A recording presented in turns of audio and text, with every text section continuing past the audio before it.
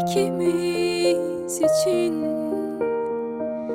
Hem ağlıyor hem siliyor maziyi. Kaderimdin, hayal oldum şimdi.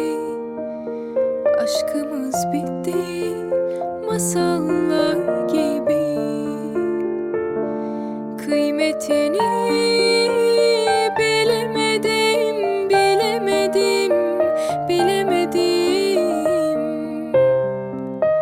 Seni nasıl çözemedim, çözemedim, çözemedim. Bugün resmini indirdim duvardan. Duvar ağladı, ben ağladım.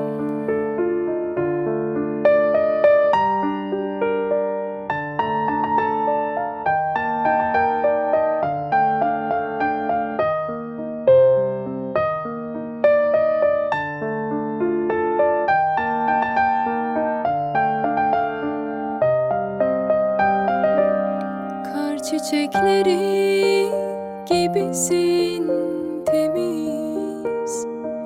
Sende bulmuştum aşkı ben henüz.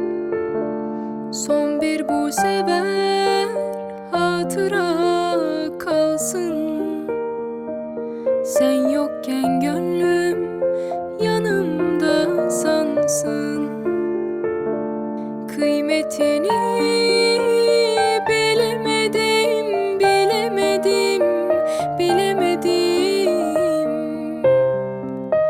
Seni nasıl çözemedim, çözemedim, çözemedim.